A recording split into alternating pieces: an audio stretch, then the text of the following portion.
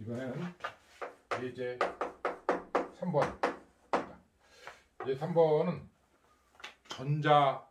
전자의 움직임에 관한 건데, 전개 속에서 전자가 어떻게 움직이는가. 그러니까 전개라는 것을 지금 다뤘는데, 그 전개에서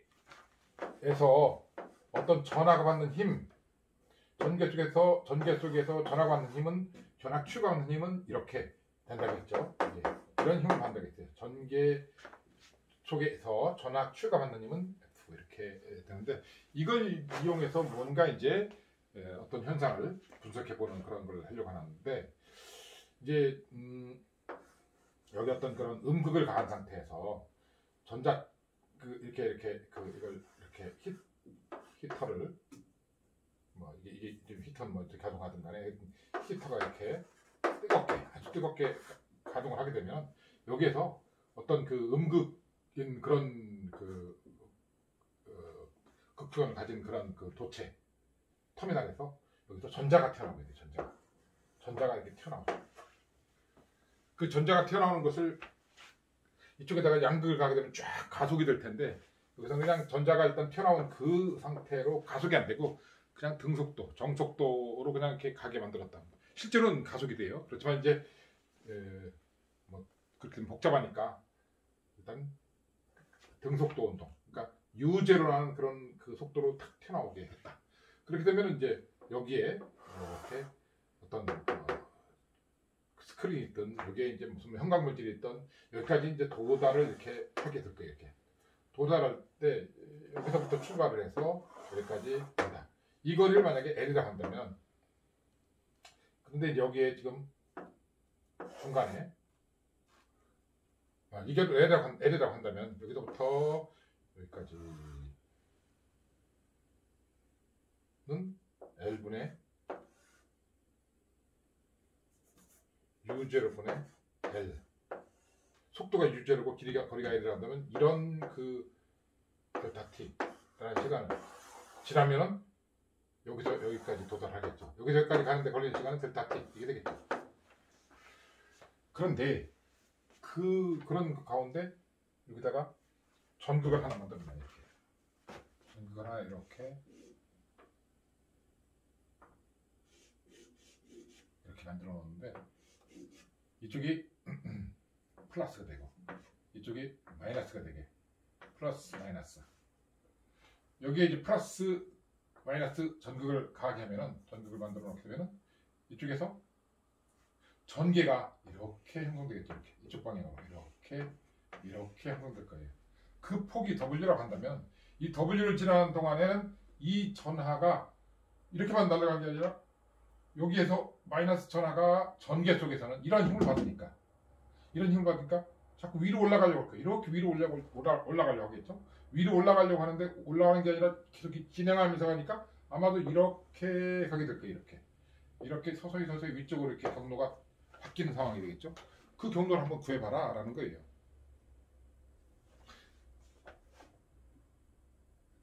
여기서 여기까지 W가 될 때만큼 계속 전개가 가해지니까 힘이 F만큼, Q2란 힘만큼 이쪽 방향으로, 여기서 지금 전개가 이렇게 가해졌으면 이쪽 방향으로 움직이겠죠. 자, 이런 걸 풀려면 언제든지 이런 상황을 해놓고서 이걸 문제를 풀려면 수학적인 그 문제로 바꿔야 되는데, 수학적인 문제로 바꾸려면 가장 먼저 해야 할 일이 좌표계를 정하는 거예요. 지금 우리가 좌표계, 벡터 이런 것들을 배웠는데, 좌표계를 정하는 거예요.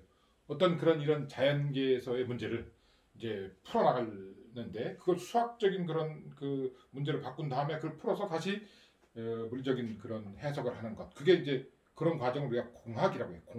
공학이라는 것은 물리적인 문제를, 그 자연계의 문제를 수학 문제로 바꿔갖고 수학적으로 해석해서 다시 그걸 물리적으로 다시 해석하는, 그런 수학을 동원해서 자연계의 현상을 해석하는 것, 그걸 이제 공학이라고 하면 되는데, 수학 문제로 바꾸려면 어떻게 했어요? 처음에 좌표계를 정해야 되고, 그 좌표계상에서 변수가 뭔지 뭐 등등을 갖다가 해야 되는데, 여기서는 지금 좌표계를 정하면 이렇게 하면 되겠죠. 여기서 이쪽 방향으로 이렇게 해가지고, 이걸 Z방향 C, 이걸 뭐 Y방향 이렇게 하자고 합시다. 그러면 여기 제로에서 출발했다 가정하는 거죠. 제로에서 출발할 적에, 다시 말해서 그 그 Z가 제로일 때 속도는 Y 방향, Z 방향 속도죠. Z 방향 속도는 U0 아니겠죠, 이렇게. U0. 그런데 이때부터 이 그 전기가 작동하는, 전기가 존재하는 그런 구간을 통과하게 되니까 이런 힘을 받게 돼요. 그러니까 뭐 이거 생각하기 전에 우리가 플러스 전극, 마이너스 전극 있다면 전자라고 하는 것은 같은 그러니까 전하끼리 그 힘을 그 실험한 쿨롱의 실험을 한번 생각해봐요. 같은 극성끼리는 밀치고 다른 극성끼리는 서로 당기는 힘을 한다겠죠. 여기서 마이너스 쪽으로는 밀치고 플러스 쪽으로는 당기니까 이쪽 방향으로 끌려갈 거예요.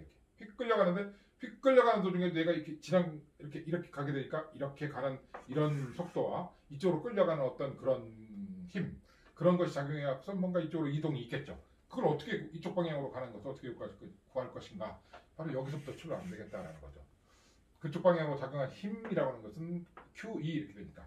그러니까 이때 작용한 이쪽 힘이라는 것은 이쪽 F는 Y 방향으로 지금 작용을 하는데 Y 방향으로 작용하는데 이것은 이쪽 방향으로 작용하는데 QE, 마이너스 2죠. 마이너스 2. Q가 지금 여기서는 전자 한 개니까 마이너스 2.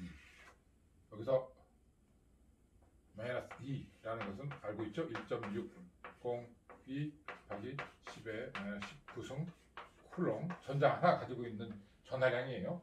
어쨌든 그만큼 이렇게 되면서 일렉트릭 필드 E가 되겠죠. 이렇게.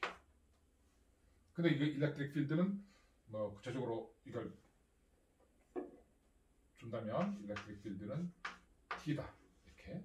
근데 그것이 이쪽 방향 마이너스 A 이쪽 아래쪽 방향이죠. 이것이 E인 거죠. 그러면 이것은 마이너스 2에다가 EB 하고서 마이너스 AY 그래서 마이너스 없애고 AY에다가 EB만큼의 힘이 작용하는 전자에 작용한 힘이 그래요. 그런데 전자에 작용한 힘이든 어떤 물체에 작용한 힘이든 어떤 물체에 힘이 작용한다. 어떤 물체에 힘이 작용한다. 그러면 그 힘에 비례한 그리고 힘의 방향으로 가속도라는 것이 생긴다. 가속도란 힘이 가해지면 그 힘의 크기에 비례해서 또 힘의 방향으로 가속도가 생긴다. 그리고 질량에는 반비례한다.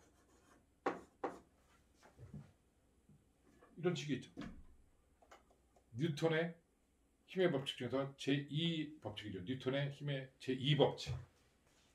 이걸 우리가 보통 이렇게 알고 있죠. F, 그걸 MA 이렇게 외우고 있는데 F, MA라는 것은 물리적으로 사실 여기서 출발한 거죠. 어떤 물체에 질량이 M인 물체에 힘이 가해지면 가속도라는 게 생기는데 힘이 가해지면 가만히 있던 것들이 운동을 하든지 어떤 방향으로 속도를 갖는다든지 속도를 갖고 있던 것들이 더 빨라진다든지 더 빠른 것을 갖다가 어떤 속도를 줄여준다든지 방향을 바꿔준다든지 힘이라는 것이 그렇게 하는 거죠. 그래서 힘이 가해지면 어떤 물체에 힘이 가해지면 그 힘의 방향으로 가속도가 생긴다. 그리고 그 힘의 크기에 비례해서 가속도가 생긴다. 결국은 이렇게 쓰면 되겠죠. 그런데 질량엔 반비례한다.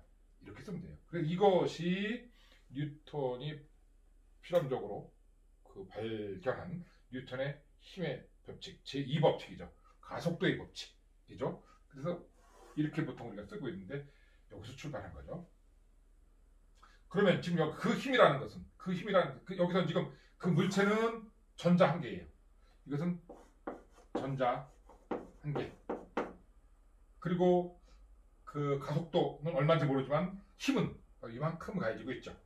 그래서 이거대로 하게 되면 A라는 것은 전자에 가해지는 가속도는 전자 하나 가지고 있는 질량 M에다가 F 그러니까 이건 뭐예요? AY에다가 AY 그 다음에 ED 만큼이 되겠다. 이만큼의 가속도가 생긴다.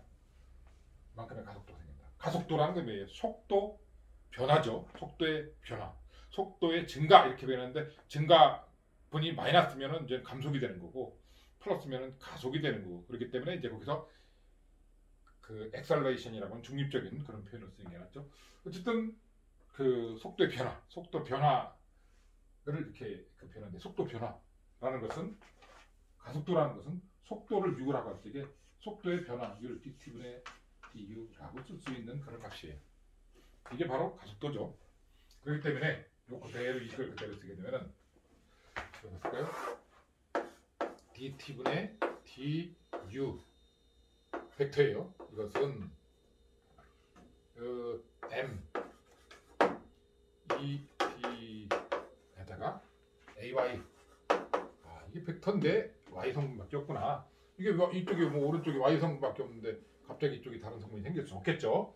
그러니까 여기서도 x, y, z 중에서 y 성분만 남아가지고 dt분의 t, u, y, ay 나머지는 다 없고 이걸 n분의 d, t, ay 이렇게 되겠죠. 그래서 dt분의 d, u, y는 n분의 d, d에다가 이렇게 쓰면 되겠다.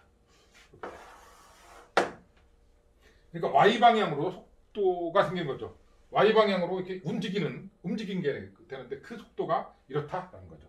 그 속도의 변화율 다시 말해서 가속도가 이렇게 표현된다. 그럼 uy를 구할 수 있겠죠? uy라는 것은 이거 적분의 합선 구할 수 있죠. 적분하면은 m, e, d, t에다가 t가 되겠죠. 플러스 c1 이렇게 되겠네요. 이제 적분을 하게 되면 여기에 적분 그 상수 하나가 들어가겠죠. C1. 자, 그런데 이 C1이 얼마인가를 우선 한번 구해봅시다. 처음에 t가 0일 때, 여기 출발할 때 속도는 y 방향 속도는 0였죠. 자, t가 0일 때 y 방향 속도 uy의 t는 0일 때는 처음에 출발할 때는 속도가 없었어요. 그래서 그걸 갖다가 대입하게 되면 그래서 우리가 C1도 0이었구나. C1이. 아니 처음 속도가 0이었구나 라는 걸 알아서 그대로 그래서 UI는 n분의 e, d, t 뭐 이 정도로 그냥 쓸 수가 있죠. 그래서 이쪽 방향으로 속도가 이렇게 되는구나. 이렇게 되는구나. 그럼 여기 이 위치가 어디쯤가 있을까요? 이게 여기가 이걸 갖다가 우리가 D1이라고 합시다. 여기서 여기까지 쭉 오는 동안 이렇게 오는 동안에 위로 자꾸 이동하게 되니까 이 위치가 이렇게 얼마만큼 더 위로 올라가 있겠죠. 그 D1이라는 것은 이 위치를 갖다가 알아야 할 텐데 이 위치, 그러니까 속도는 그렇게 변하고 있는데 속도가 그렇게 변하게 되면은 여기까지 오는 동안에 위치가 어디까지가 있을 것인가, 위치는 어디까지가 있을 것인가, 그걸 계산하겠죠. 위치, 그 위치를 갖다가 우리가 이쪽의 위치를 y라고 한다면, 자 위치를 y라고 한다면 y라는 것은 뭐냐? 속도의 변화죠. 그 위치의 변화율이 바로 y 방향 속도죠. 아까 여기서 그 속도의 변화율이 가속도인 것처럼 속도라고 하는 것은 위치의 변화율이에요. 그 위치가 어떻게 변하는가 하는 것이 속도인 거죠. 그래서 다시 여기서 y는 하고 구할 수가 있어요. 이거 m, e, d, t 이것의 적분이 되겠죠. 되겠네. 이것은 2분의 m, e, d의 t0 플러스 c2 이렇게 되겠네요. y는 이렇게 되는 거죠. 그런데 또 어때요? t가 0일 때 y는 0였죠. t가 0일 때 y 원래 위치가 0였어요. 출발할 때 딱 중앙에서부터 출발했으니까 그래서 거기서부터 쭉 위로 올라간 거죠. 이렇게 0였으니까 여기서 또 이렇게 0 대입하면 어떻게 돼? C2 역시 0가 되는구나. 그러니까 y는 다시 이제 해보게 되면은 y는 위치예요. y 방향 위치는 2 m분의 2 d T제곱. 포물선이다. 포물선. 포물선을 이루고 있죠? 포물선. 봐봐. 포물선. 그러니까 이게 포물선을 이루면서 이렇게 움직이는 거죠. 그럼 이 위치가 얼마나? D1이 어떻게 될까요? 저 D1을 알려면 여기서 여기까지 걸린 시간, 여기서 여기까지 오는데 걸린 시간, 이렇게 오는데 걸린 시간을 계산해야겠죠. 시간은 이쪽 방향으로 이렇게 휙 가지 않고 이렇게 포물선을 그린 이유는 이렇게 Z 방향으로도 이동하기 때문에 그런 건데, Z 방향으로 이동한 그 거리가 지금 W죠. 거리가 W고 그쪽 방향 속도가 있었죠. 뭐였죠? 이거였죠, 이거. 그래서 W 이동, W 폭 W, W 이동,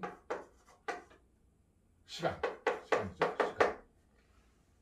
델타 T, T 1이라고 합시다. 이것은 U0분의 이쪽 방향의 속도가 U0인데 그쪽 방향 움직인 거리는 W죠. W를 움직이는데 속도는 U0만큼 움직였으니까, 물론 그 사이에 위로 올라갔어요. 그렇지만 어쨌든 여기서 여기까지 가는 거리는 W, 속도는 U0였으니까 이만큼의 이동 시간이었던 거니까 그 T는 여기 도달했을 적에 T는 T1이 될 거예요. 이렇게 U0분의 W. 그렇다면 여기에 위치라는 것은 Y라는 것은 T가 U0분의 W만큼 이렇게 구하면 되겠죠. 여기다 대입하면 되겠죠. 2M분의 2배 U0 U0분의 W 그 다음에 제곱, 이만큼 여기 이동했는 거죠. 그런데 그 다음부터는 속도는 그냥 고정되어 있어요. 여기서부터는 속도가 속도가 여기서 더 이상 가속이 안 되죠. 힘이 안 가해지니까. 여기는 더 이상 힘이 안 가해지니까 더 이상 가속은 없어요. 속도는 이때 딱 어떤 속도? 원래 여기 딱 튀어나올 때 그 속도로 유지되면서 그 정속도로 이쪽 방향으로, 또는 이쪽 방향의 정속도 있었죠. 여기서 속도는 그래서 딱 튀어나온 동안의 속도는 이 속도였고, 여기 속도는 원래부터 가지고 있던 속도 U0.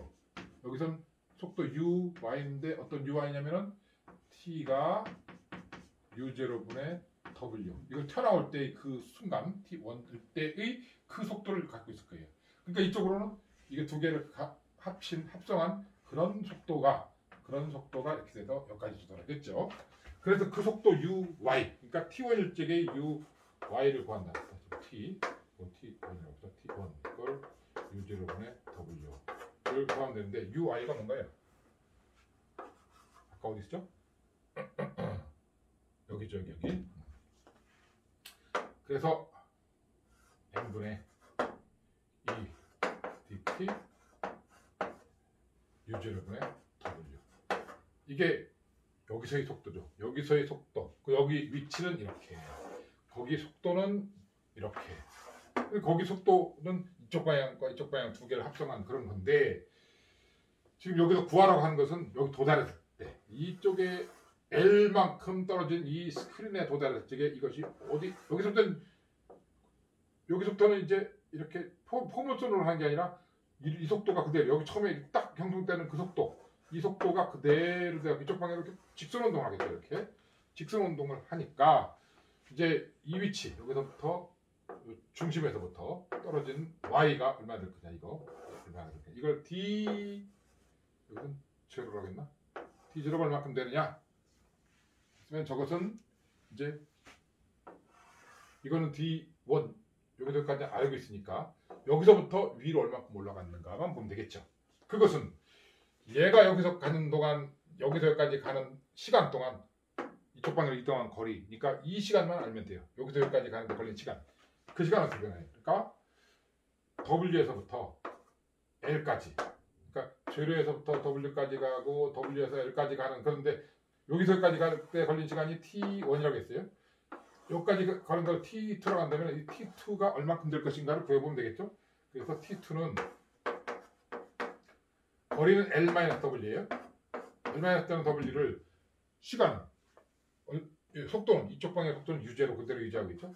근데 이런 시간이 걸리는 거지. T2라는 시간이. T2라는 시간이 걸리죠.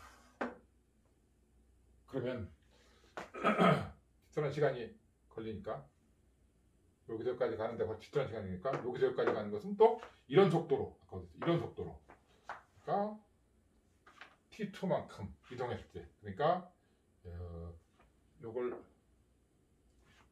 여기서 여기까지 이동을 여기 자꾸 이렇게 쓰니까 지금 여기서 여기까지라고 할까? 여기서 아까 여기서 여기까지는 T1, 여기서 여기까지를 D2라고 합시다.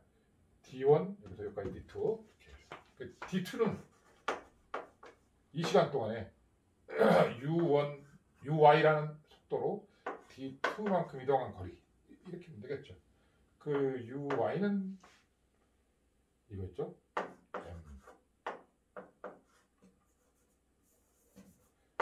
M 2배 E W0분의 U0분의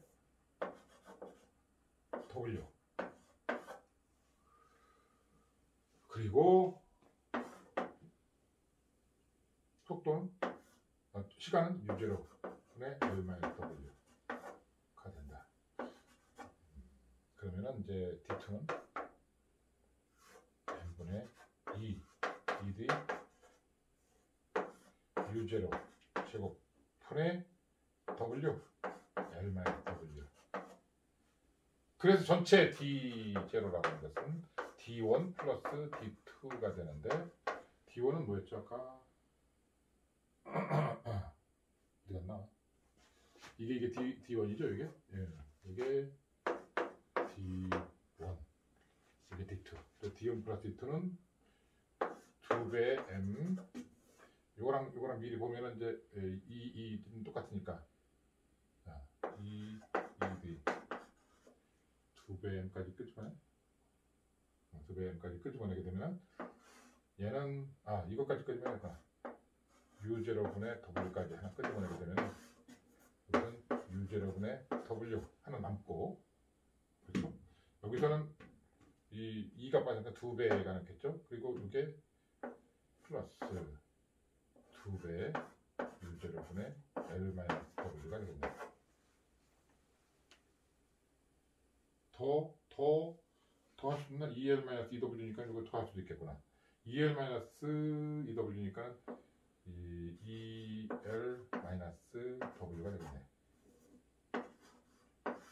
U0분의 U0 제곱하고서 요거까지 하면 W를 쓰겠네. 그 다음에 2M이 되고 2배의 U0. 이게 문제라고 한다. 제대로 했나 모르겠다. 결과를 봅시다. 답을 보면은 뒤에 MU0의 제곱. 여기서는 U0 끄집어내고 MU0의 제곱 2배의 ED W까지 하고서 MU0 되었으니까는 U0 해갖고 W 이 2배의 W L 마이너스, 다시 봅시다. MU0 제곱 ED W L 마이너스, 맞네. 여기서는 지금 요걸 또 나눠 갖고선 요게 L 마이너스 2분의 W로 바꿨네요. MU0 제곱 ED 맞네. 이거 여기 책에서는 지금 이걸 갖고 얼마 됐냐? 요걸 간호 집어넣고 MU0의 제곱 그리고 ED W. 그러면 2를 아예 괄호 안으로 집어넣어가지고 L-2분의 W. 이렇게 위치가 결정이 된다. 이런 것들이 이제 결과가 이제 어쨌든 정확히 됐으니까 그걸 다시 이렇게 놓고 분석을 해보면은 여기에 도달하는 위치를 뭘 갖고 결정할 수 있느냐? 거기 도달하는 위치를 W U0, M2 이런 건 LW 이건 고정되어 있는 것들이죠. 자, 이 거리 한 번 만들어 놓으면 고정되어 있는 거죠. W 고정되어 있어요. M, E 전자의 전하량, 전자의 질량 고정되어 있죠. 초속도 이걸 좀 바꿀 수도 있지만 어쨌든 이것도 고정됐다고 보고 결국은 그걸 정하는 것이 ED가 중요해요. ED. 여기에 걸리는 전개에 따라 가지고 그 전개에 비례해서 T0의 위치가 정해져요. 그러니까 여기에 딱 도달하는 이 거리라는 것은 여기에 걸린 전개에 따라 갖고 정해진 거니까 여기 전개를 내가 오시로스코프 같은 경우는 내가 지금 측정하고자 하는 그 센서에서 온 신호를 갖다 여기다 걸어주는 거예요. 증폭해가지고 걸어주면은 그 신호가 어떤가에 따라 갖고 이것이 위로 올라갈 수도 있고 아래로 내려올 수도 있겠죠. 위로 올라가거나 아래로 내려가거나 혹은 극성이 반대로 한다면 이 더 아래로 내려올 거예요. 중립축보다 더 아래로. 그 오르락 내리락 하겠죠. 여기 신호가 여기 걸리는 외부 프로브 그 오시로스코프의 프로브에서 이렇게 딱 측정하는 그 신호를 이렇게 중간에 증폭을 해줄 텐데 증폭을 해갖고 여기다 딱 걸어줘요. 걸어주게 되면 이것이 플러스 얘를 10V였다. 여기쯤 가겠죠. 플러스 5V다. 여기쯤 내려오겠죠. 그게 비례하니까 이렇게 비례. ED에 비례하니까. 플러스 3V다. 내려오겠죠. 0V다. 내려오겠죠. 마이너스 10V다. 여기쯤 내려가겠죠. 마이너스 5V다. 이렇게 되겠죠. 오르락 내리락 내려갈 거예요. 오르락 내리락 하는 걸 갖다가 화면에서는 이렇게 된 화면에서는 앞에 본 화면에서는 잠깐만요.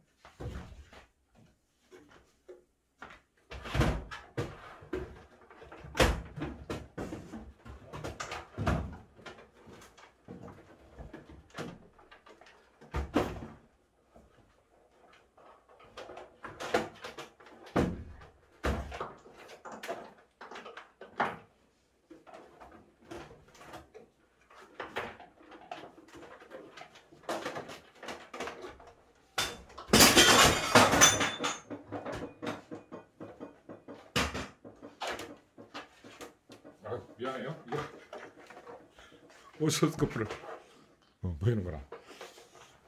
일을 저질렀네.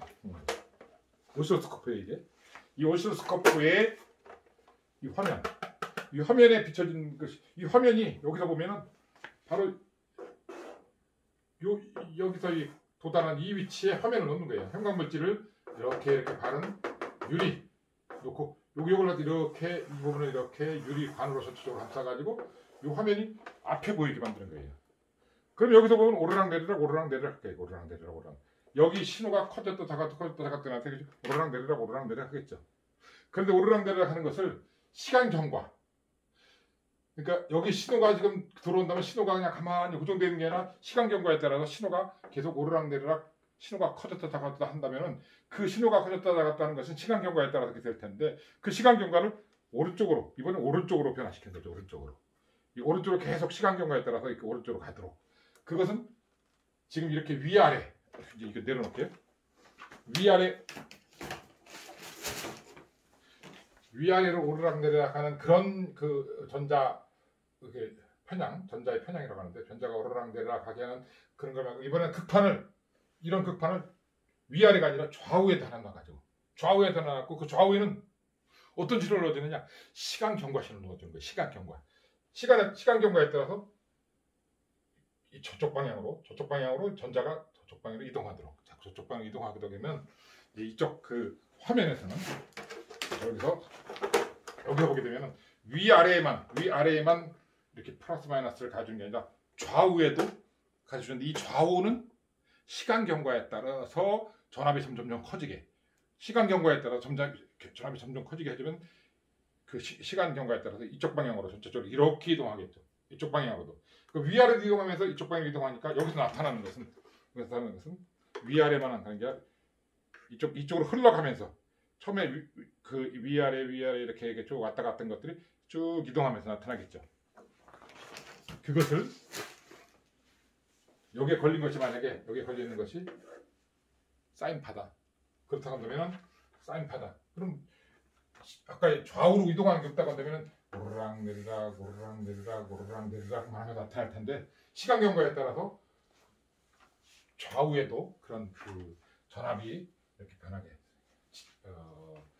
직선적으로 변하게 해주게 되면은 이것이 이렇게 흘러가겠죠. 그지? 오르락 내리락 오르락 내리락 오르락 내리락 오르락 내리락 이렇게 그런 식으로 표시가 될 거예요. 그렇게 해주는 것이 바로 오실로스코프다. 오실로스코프에서 바로 이런 전자총이 속에 들어있고 여기다가는 그 외부에서 측정된 신호를 증폭하고 걸어주고 그리고 이제 좌우에다가는 똑같은 이런 것과 똑같은 원리를 이번엔 좌우에다 이렇게 또 넣어가지고 극판이 하나 둘셋 네 개가 있는 거죠. 그렇게 넣어가지고 좌우로 움직이는 것은 시간 경과에 따라서 전압이 점점 커지게 해서 이 옆으로 이 전자가 위로 아래로도 왔다 갔다 하면서 그 위로 아래로 왔다 갔다 하는 것이 동시에 저쪽 좌우로도 왔다 갔다 할 수 있게 그렇게 만들어준 그런 장치가 오실로스코프에서의 그 모니터인데 그런 모니터가 CRT라고 하죠. 캐소드, 요거 이런 캐소드라고 해요. 캐소드, 음극. 이 음극에서 전자가 튀어나오는데 음극에서 나온 전자 선을 갖다가 우리가 캐소드 레이라고 해요. 캐소드 레이가 이렇게 튀어나와서 움직이게 하는 그런 것들이 대부분 진공관인데 유리가 있고 유리 안을 갖다 진공으로 뽑은 그런 진공관인데 그걸 갖다가 진공관이라는 의미로 튜브라고 표현해요. 그래서 캐소드 레이 튜브를 줄여서 CRT라고 하는 거죠. 이 CRT에서 여기서 이게 그 전자를 그 위아래로 움직여두는 거나 좌우로 움직여주게 하는 이런 장치를 우리가 디플렉터라고 하는데 이 디플렉터가 이렇게 전기에 의해서 이렇게 그 움직이게 하는 디플렉션이 있는가 하면 자기에 의해서 움직여주는 그런 자기력에 의해서 움직이게 하는 그런 방법도 있어요. 자기력 또는 전기력을 이용해서 움직이게 하는데 지금 여기서 우리는 전기에 의한 힘을 다루고 있는 거기 때문에 전기력을 가지고 움직이는 그런 그 캐소드 레이 튜브 전기력에 의해서 움직이는 CRT를 우리가 지금 한번 계산해 본 거예요.